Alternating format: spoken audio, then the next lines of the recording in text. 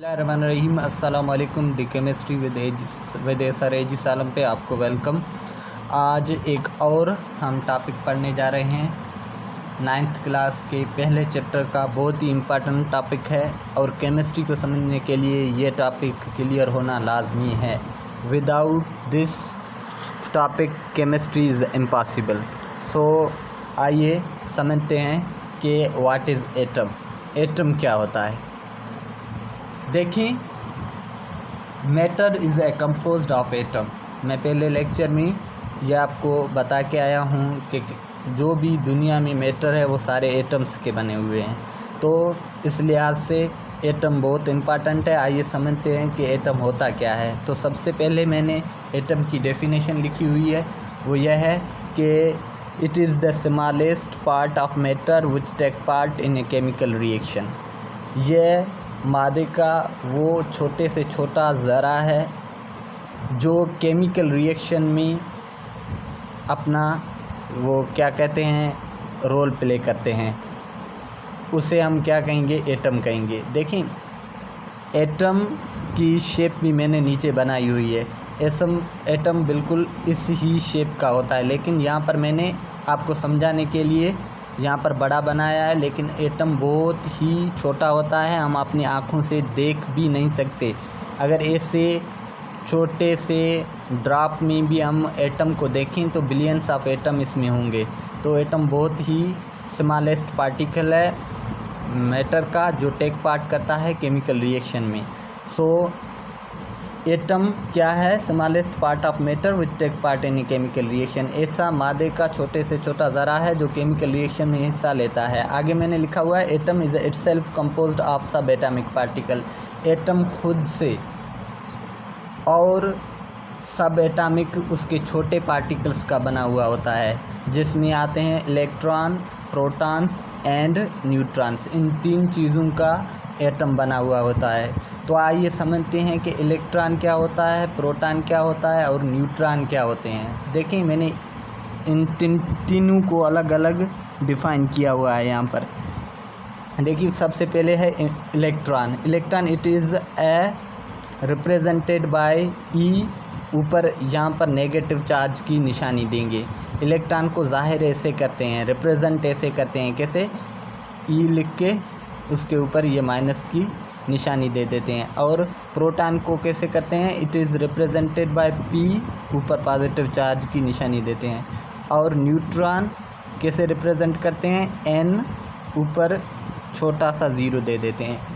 तो ये तीनों रिप्रेजेंटेशन है एटम के सब एटॉमिक पार्टिकल्स की, इलेक्ट्रॉन की, प्रोटॉन की और न्यूट्रॉन की। अब देखें, it has a negative charge. जो इलेक्ट्रॉन है उसके ऊपर नेगेटिव चार्ज है। यही वजह है कि हम ई के ऊपर माइनस चार्ज की निशानी देते हैं। और प्रोटॉन के ऊपर क्या है, पॉजिटिव चार्ज है, यहाँ पर मैंने लिखा हुआ है। यही वजह है कि पी के ऊपर हम पॉजिटिव चार्ज की निशानी देते हैं। और न्यूट्रॉन जो है वो क्या है, नो चार्ज, यानी कि न्यूट्रल है, इसलिए हम उसके ऊपर ज़ीरो चार्ज की निशानी देते हैं।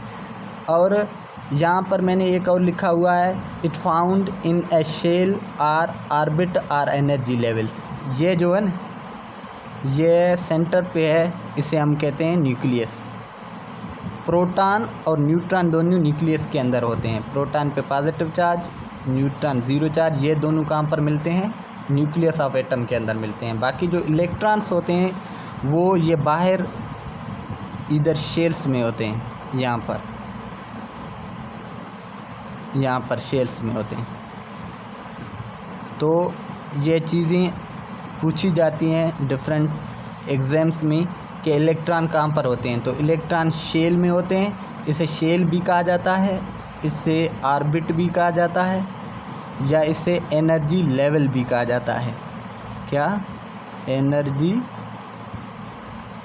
लेवल भी कहा जाता है।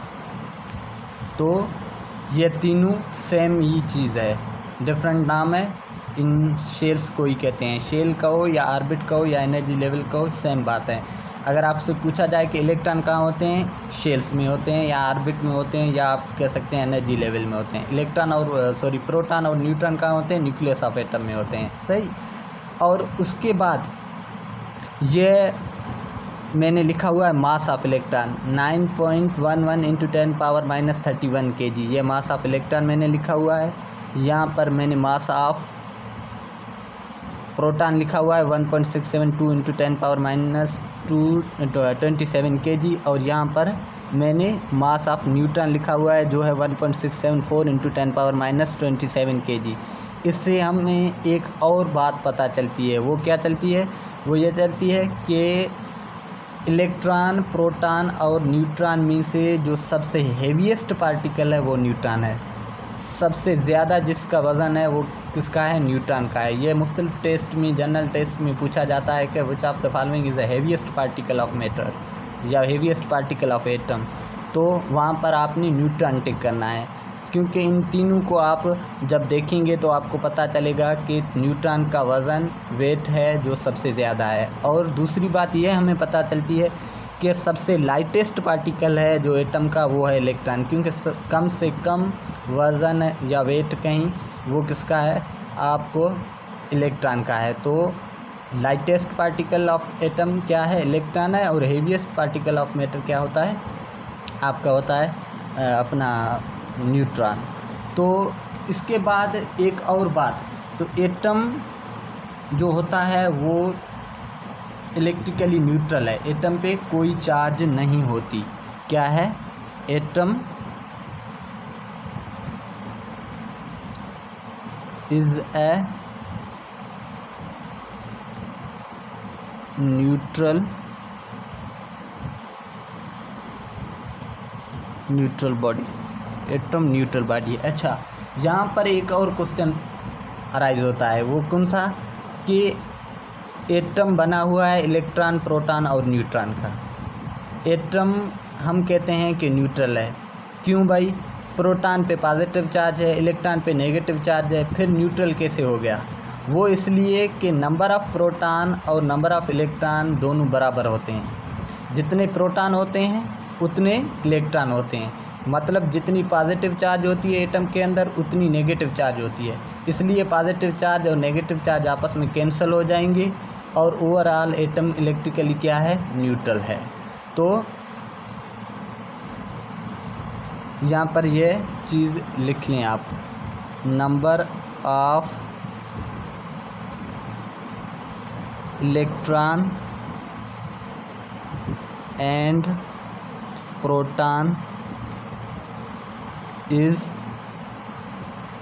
equal, hence they cancel out their charges and atom became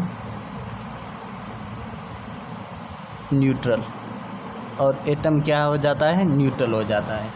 अच्छा, एक और क्वेश्चन निकलता है, वो ये निकलता है, which of the following is charge on A nucleus of atom, atom की न्यूक्लियस पे कौन सी चार्ज होगी।